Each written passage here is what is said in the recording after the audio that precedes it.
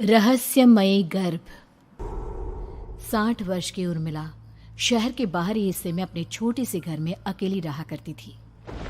एक रात शहर में बहुत जोर का तूफान आया। जोर जोर से हवाएं और आंधी तूफान के साथ तेज बारिश होने लगी। उन आवाजों को सुनकर कोई भी घबरा जाता, लेकिन उर्मिला घर के सारे खिड़की दरवाजे बंद कर गहरी नींद में सो रही थी। रात के लगभग 12 बजे होंगे कि किसी ने उर्मिला के घर का दरवाजा खटखटाया। दरवाजे के खटखटाने की आवाज सुनकर उर्मिला की नींद खुलती है। आखिर इतनी रात को कौन आया होगा? उर्मिला जाकर दरवाजा खोलती है तो सामने लगभग 26 साल की बेहद सुंदर लड़की को खड़ा देख हैरान रह जाती है। कौन हो बेटा, और इतनी रात को इतने भयंकर तूफान में कहाँ भटक रही हो? चाची, आपने मुझे पहचाना नहीं? मैं आपकी दूर की रिश्तेदार शालिनी। अरे हाँ, बचपन में तुझे देखा था। इतनी जवान हो गई है, कैसे पहचान में आती। लेकिन तू यहाँ क्या कर रही है, और वो भी ऐसी अंधेरी तूफान भरी रात में? उर्मिला की बात सुनते ही शालिनी की आंखों से आंसू बहने लगे। वो फूट फूट कर रोने लगी। ये देखकर उर्मिला को कुछ समझ में नहीं आया और उसने शालिनी का हाथ पकड़कर घर के अंदर आने के लिए कहा। जैसे ही शालिनी घर के अंदर रोशनी में आई, उर्मिला की नज़र उसके पेट की तरफ गई, जिसे देखकर ये साफ पता चल रहा था कि वो प्रेग्नेंट है। अरे, तू तो पेट से है। ऐसी हालत में इतने भयंकर तूफान में आधी रात को बाहर भटक रही है। आखिर बात क्या है बेटा, मुझे सब कुछ साफ साफ बता। क्या बताऊं चाची, ये सब जिसकी वजह से हुआ है उसके बारे में बताने में भी मुझे शर्म आती है। मैंने घर वालों की मर्जी के खिलाफ जाकर एक लड़के से शादी कर ली थी, पर वो शादी के 1 महीने बाद ही मुझे छोड़कर चला गया। छोड़कर चला गया का क्या मतलब? क्या उसके साथ कोई हादसा हो गया? नहीं, उसे कोई दूसरी लड़की पसंद आ गई और मेरी प्रेगनेंसी की खबर सुनते ही उसने मुझे बेसहारा छोड़ दिया। उसके बाद मैं अपने घर गई, लेकिन माँ पापा ने मुझे घर में कदम तक नहीं रखने दिया। तभी मुझे आपकी याद आई। कोई बात नहीं, कोई बात नहीं, तुमने यहाँ आकर अच्छा ही किया। एक काम करो, तुम आराम करो। वैसे भी ऐसी हालत में इतना घूमना फिरना और इस तरह आधी रात को बाहर भटकना ठीक नहीं होता। प्रेग्नेंट औरत को आधी रात को घर से बाहर नहीं निकलना चाहिए। बुरी आत्माएं उस पर अपना असर दिखा सकती है। और इतना कहकर उर्मिला ने शालिनी को एक दूसरे कमरे में जाकर आराम करने के लिए कहा। लेकिन जैसे ही शालिनी अपने कमरे में जाने लगी, अचानक से उर्मिला ने उसे रोक लिया। एक बात बताओ बेटा, तुम्हारा कौन सा महीना चल रहा है? पेट देखकर तो लगता है कि लगभग 6 महीने पूरे हो गए होंगे। उर्मिला की बात सुनकर शालिनी के होठों पर मुस्कुराहट आ गई। चाची जी, अभी सिर्फ 1 ही महीना हुआ है।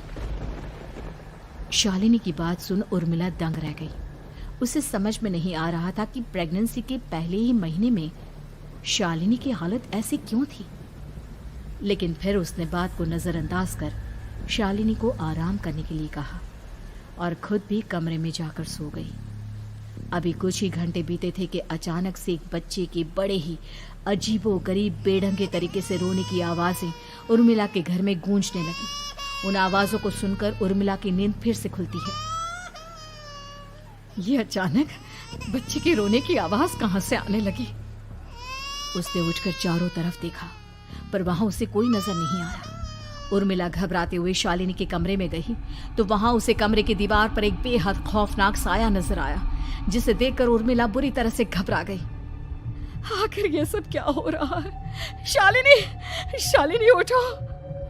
उसने जोर जोर से आवाज देकर शालिनी को जगाने की कोशिश की, लेकिन ऐसा लग रहा था जैसे उसकी आवाज शालिनी तक पहुंच ही नहीं रही थी। कमरे की दीवार पर एक बहुत बड़ा और बेहद डरावने दिखने वाले इंसान का साया और एक बच्चे के अजीबोगरीब ढंग से रोने और चीखने की आवाजें अब उर्मिला को ज्यादा डराने लगी थी। उर्मिला को शालिनी की चिंता सताने लगी और उसने पूरी ताकत के साथ चीख कर शालिनी को आवाज लगाई, शालिनी! तभी अचानक सब कुछ एकदम पहले जैसा हो जाता है और उर्मिला की आवाज सुनकर शालिनी की नींद खुलती है। क्या हुआ चाची, आप इतनी तेज क्यों चिल्ला रही हैं? अब ठीक तो है ना? अभी अभी मैंने तुम्हारे कमरे में कुछ अजीब सा देखा। तुम ठीक हो ना शालिनी? मुझे यहाँ एक बच्चे के रोने की आवाज़ें आ रही थी। लगता है आपको मेरी कुछ ज़्यादा ही चिंता हो गई है। आपने मेरी प्रेगनेंसी के बारे में कुछ ज़्यादा ही सोच लिया होगा। मैं एकदम ठीक हूँ, आप आराम से सो जाइए। इतना कहकर शालिनी ने उर्मिला को फिर से अपने कमरे में जाने के लिए कहा और खुद भी जाकर सो गई। पर अब उर्मिला की आंखों से नींद गायब हो चुकी थी। अगली सुबह जब शालिनी उठी तो वो सीधा उर्मिला के पास आई। गुड मॉर्निंग चाची। तभी अचानक उर्मिला की नज़र शालिनी के पेट पर पड़ती है, जिस पर नीले रंग से एक अजीब सी आकृति नजर आ रही थी। शालिनी, ये तुम्हारे पेट को क्या हुआ? मैंने इतनी औरतों को देखा है, ऐसा तो किसी के साथ नहीं होता। शालिनी ने जैसे ही अपने पेट की तरफ देखा तो उसे वहां कुछ भी नजर नहीं आया। चाची कुछ भी तो नहीं है, सब कुछ एकदम नॉर्मल है। आपको क्या अजीब लग रहा है? इससे पहले कि उर्मिला उसके सवाल का कोई जवाब देती, अचानक से शालिनी के पेट में जोर जोर से दर्द होने लगा। वो बुरी तरह दर्द से तड़पने लगी। चाची, चाची।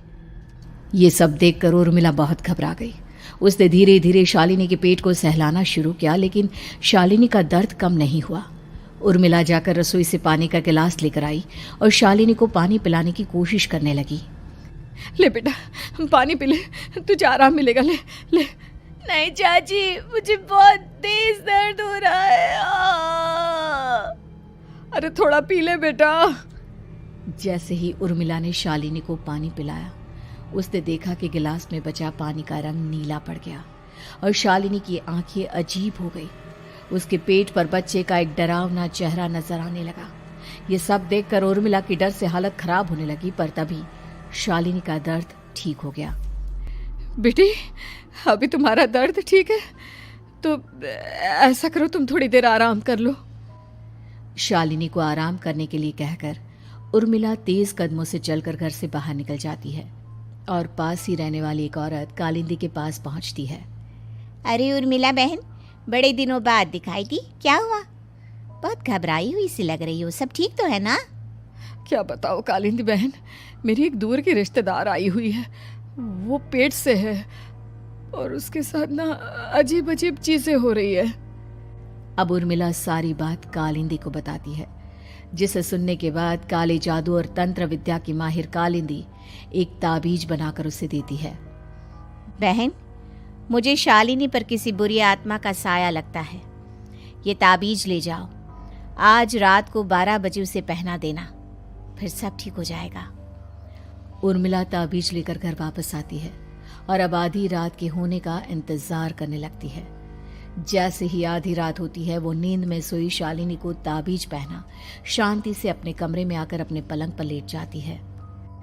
अब सब ठीक हो जाएगा, ये सोचकर उर्मिला शांति की एक सांस ही लेती है कि तभी अचानक उसकी आंखों के सामने कुछ ऐसा आता है जिसे देखकर उर्मिला डर से चीखने लगती है। तुम कौन हो? कौन हो तुम? जाओ यहाँ से, जाओ जाओ यहाँ से। तभी उर्मिला की एक जोरदार दर्द भरी डरावनी चीख वहां पर गूंज गई।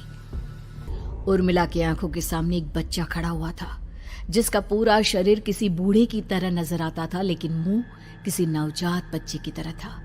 उसकी आंखें गुस्से से लाल थी और वो घूर घूर कर उर्मिला की तरफ देखा जा रहा था। कौन हो तुम? कौन हो? उर्मिला के चीखते ही वो बच्चा जोर जोर से रोने लगा। घबराकर उर्मिला ने अपने हाथों को अपने कानों पर रख लिया। उसकी समझ में नहीं आ रहा है कि आखिर ये सब उसके साथ क्या हो रहा है। कौन हो तुम? कौन हो? क्या चाहते हो मुझसे? जाओ जाओ यहाँ से, आखिर तुम हो कौन? तभी अचानक से उर्मिला के पूरे घर में लाल रंग की रोशनी फैल गई। वो बच्चा धीरे धीरे कदमों से चलता हुआ उर्मिला की तरफ बढ़ने लगा। किसी नवजात पैदा हुए बच्चे के जैसे उसके रोने की आवाज अब उर्मिला के कानों में गूंज रही थी। लेकिन कुछ ही सेकंड में वो चुप हो गया और उसने बेहद खतरनाक आवाज में उर्मिला के सवाल का जवाब दिया। मैं वो हूँ जो अब तक पैदा नहीं हुआ, लेकिन जब मैं पैदा हो जाऊंगा तो वो होगा जो अब तक कभी नहीं हुआ। ये क्या कहना चाहते हो तुम? ऐसा क्या हुआ जो अब तक नहीं हुआ? तबाही होगी, तबाही। सब कुछ खत्म हो जाएगा और ये जो लड़की मुझे जन्म देने वाली है, मैं उसका खून पी जाऊंगा, सारा खून। उस बच्चे की बात सुनते ही उर्मिला बुरी तरह घबरा गई। उसका एक बुजुर्ग आदमी जैसा शरीर, एक नवजात बच्चे जैसा चेहरा, ये दोनों ही बातें उर्मिला की समझ से बाहर थी। तभी वो बच्चा अचानक गायब हो गया। घर का माहौल फिर से पहले जैसा हो गया। लाल रंग की रोशनी भी अब गायब हो चुकी थी।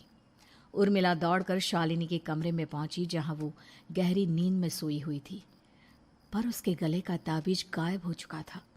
उठो उठो शालिनी, उठो बेटा, मुझे तुमसे जरूरी बात करनी है। अरे चाची क्या हुआ? इतनी रात को आप परेशान क्यों कर रही हैं? सब ठीक है ना? अभी जब तुम सो रही थी ना, तो मैंने तुम्हारे गले में एक ताबीज पहनाया था। कहाँ गया बेटा, बताओ मुझे। शालिनी ने चारों तरफ अपनी नजरें घुमाकर देखा, लेकिन वहां पर कोई ताबीज नहीं था। वह हैरानी से उर्मिला के चेहरे की तरफ देखने लगी। उसे समझ में नहीं आ रहा था कि आखिर उर्मिला किस ताबीज के बारे में बात कर रही थी। नहीं चाची, यहाँ कोई ताबीज नहीं है। लगता है आपने कोई बुरा सपना देखा है। मैंने कोई बुरा सपना नहीं देखा। खैर छोड़ो, तुम अब सो जाओ, कल सुबह बात करते हैं। डर और घबराहट की वजह से उर्मिला की आंखों से नींद तो जैसे बिल्कुल गायब हो गई थी। अगली सुबह उर्मिला बिना कोई देर किए गांव के बाहर एक छोटी सी झोपड़ी में रहने वाले बूढ़े पंडित के पास पहुंची। पंडित जी, मेरी मदद कीजिए। अरे आओ आओ उर्मिला, क्या हुआ? सब ठीक तो है ना? क्या बताओ पंडित जी, बहुत बड़ी मुसीबत है। मेरी दूर की एक रिश्तेदार लड़की पेट से है और उसके साथ बहुत डरावनी चीजें हो रही है। कल रात को तो एक अजीब सा दिखने वाला बच्चा मेरी आंखों के सामने आकर खड़ा हो गया था। ये तुम क्या कह रही हो? मुझे साफ साफ बताओ कि आखिर तुमने क्या देखा? उर्मिला ने अपने साथ हुई बीती रात की पूरी घटना पंडित जी को बताई, जिसे सुन पंडित जी के माथे पर चिंता की लकीरें उभर आई। अनर्थ होने वाला है, अनर्थ। बरसों पहले भी उस हैवान ने एक लड़की के पेट से जन्म लिया था और उसके बाद उस शहर को पूरी तरह से तबाह कर दिया। कैसी विपदा पंडित जी, कैसी बात कर रहे हैं आप? बताइए मुझे, और इसका उपाय क्या है? इसका उपाय तो है, लेकिन बहुत कठिन है। हो सकता है कि उस उपाय को करने के दौरान तुम्हारी जान भी चली जाए। मुझे मेरी जान की कोई परवाह नहीं, पर आप जिस तबाही के बारे में बात कर रहे हैं, बस वो नहीं होनी चाहिए। लाखों लोगों की जान बचाने के लिए मैं कुछ भी करूंगी। तो ठीक है, मेरी बात ध्यान से सुनो। बरसों पहले एक भयानक तांत्रिक ने अपनी तंत्र क्रिया के जरिए एक मासूम लड़की के साथ रिश्ता बनाकर उसके पेट से जन्म लिया था। इस तरह से वो अपने जैसे लोगों की संख्या इस दुनिया में बढ़ाना चाहता था। आपके कहने का मतलब है कि शालिनी के पेट से भी उस शैतान को जन्म लेना है, इसलिए उसने उसके साथ ये सब किया है। ठीक पहचाना तुमने। अब मैं तुम्हें एक ऐसा सिंदूर दूंगा जिसे तुम्हें ले जाकर उस लड़की के पेट पर लगाना होगा। क्या ऐसा करने से सब कुछ ठीक हो जाएगा? नहीं उर्मिला, ये सब इतना आसान नहीं। उस लड़की के पेट पर सिंदूर लगाने के बाद तुम्हें उसका पेट काटकर उस हैवान को बाहर निकालना होगा। नहीं पंडित जी, मैं ये सब नहीं कर सकती। मैं भला एक जिंदा लड़की के पेट को अपने हाथों से कैसे काट सकती हूँ? अगर तुमने ऐसा नहीं किया तो कुछ ही दिनों में वो हैवान उस लड़की के शरीर से जन्म लेगा और उसके शरीर के सारे खून को पीकर अपनी ताकत को बढ़ाएगा। उसके बाद वो धीरे धीरे इस पूरे शहर को तबाह कर देगा। यहाँ पर कोई जिंदा नहीं बचेगा। लेकिन अगर मैं उसके पेट को काट दूंगी तो क्या वो जिंदा बच पाएगी? अगर शालिनी को कुछ हो गया तो, अगर उसकी मृत्यु हो गई तो? ऐसा कुछ नहीं होगा उर्मिला, तुम्हें अपने मन को पक्का करके ये काम करना ही होगा। सिंदूर लेने के बाद उर्मिला झोपड़ी से बाहर निकलने ही वाली थी कि तभी पंडित जी ने उसे पीछे से आवाज देकर रोका। उर्मिला, उस लड़की का पेट काटकर हैवान को बाहर निकालना ही काफी नहीं होगा। तुम्हें ध्यान रखना होगा कि ये सब करते हुए उस बच्चे का जो आधा बूढ़े का शरीर है उस पर सिंदूर की एक बूंद भी ना लगने पाए, क्योंकि अगर ऐसा हुआ तो वो तुम्हें और बाकी सबको कच्चा खा जाएगा। पंडित जी की बात सुन उर्मिला की आंखें फटी रह गई और उसके शरीर में डर की लहर दौड़ गई। फिर भी उसने हिम्मत की। ठीक है पंडित जी, मैं पूरी कोशिश करूंगी कि मैं उस हैवान को वहीं के वहीं खत्म कर पाऊं। इसके बाद उर्मिला तेज कदमों के साथ घर वापस आती है। दिन बीतता है, रात का अंधेरा छाने लगता है। शालिनी खाना खाकर सोने चली जाती है और उर्मिला लगातार उसके गहरी नींद में सो जाने का इंतजार करने लगती है, जिसके बाद उर्मिला दबे कदमों से शालिनी के कमरे में पहुंच गई। मुझे ये करना ही होगा। अब उर्मिला ने धीरे धीरे शालिनी के पेट पर पंडित जी का दिया सिंदूर लगाना शुरू किया। उर्मिला के हाथ बुरी तरह से कांप रहे थे। उसके एक हाथ में चाकू था जिससे वो पेट काटने वाली थी। उर्मिला ने एक नज़र शालिनी के चेहरे की तरफ देखा और फिर डरते हुए उसके पेट पर चाकू चलाना शुरू किया। कमाल है, मैं इसका पेट काट रही हूँ और ये आराम से सो रही है। इसे दर्द नहीं हो रहा क्या? तभी अचानक उर्मिला के कानों में बच्चे की रोने की आवाज सुनाई देने लगी। उसने घबराकर चारों तरफ देखा पर वहां पर कोई नहीं था। बस रोने की आवाज लगातार आ रही थी। उर्मिला बिना रुके लगातार शालिनी के पेट को काटती रही। उसे इस बात का भी ध्यान रखना था कि सिंदूर बच्चे के बूढ़े आदमी वाली शरीर के हिस्से पर ना लगे। कुछ ही देर में वो हैवानी बच्चा उर्मिला के हाथों में था। उसने बड़ी ही सावधानी से उस बच्चे को बाहर निकाला और पंडित जी के कहे अनुसार उसे घर से दूर जलाने के लिए ले गए। पर तभी उसके सामने वही बूढ़े शरीर और बच्चे के चेहरे वाला बच्चा आ गया। अपनी गोद में और सामने भी बच्चे को देखकर उर्मिला हैरान रह गई। मुझे मारोगी? मुझे इतनी हिम्मत कैसे आ गई तुम्हारी? तुम पैदा नहीं हुए हो और मुझे पता है जब तक तुम्हारा जन्म नहीं हो जाता तो मुझे कुछ नहीं कर सकते। इतना बोलते ही उर्मिला तुरंत उस बच्चे को घास के ढेर पर फेंककर उसमें आग लगा देती है, जिसके तुरंत बाद वो बूढ़े आदमी के शरीर और बच्चे के चेहरे वाला अजीब तांत्रिक का भूत भी वहां से गायब हो जाता है। कुछ देर बाद उर्मिला घर पहुंचती है तो वो ये देखकर हैरान रह जाती है कि शालिनी का पेट अपने आप जुड़ चुका था। शुक्र है भगवान का और उन पंडित जी का, अब सब ठीक हो जाएगा। सुबह शालिनी सोकर उठती है तो अपना पेट देख बुरी तरह घबरा जाती है। चाची, चाची ये सब क्या हो गया? मेरा पेट अचानक कम कैसे हो गया? मेरा बच्चा कहाँ गया चाची? बेटी, वो बच्चा नहीं, एक खतरनाक तांत्रिक था जो तुम्हारी कोख से जन्म लेकर सबको मार देना चाहता था। वो पैदा होते ही तुम्हारी जान भी ले लेता, इसलिए मैंने पंडित जी के बताए उपाय से उसका खात्मा कर दिया है। अब सब ठीक है। शालिनी को उर्मिला की बात समझ में नहीं आती, जिसके बाद शालिनी को पूरी बात उर्मिला आराम से समझाती है। अब वो दोनों ही भगवान का शुक्र अदा करती हैं और एक साथ रहने लगती हैं।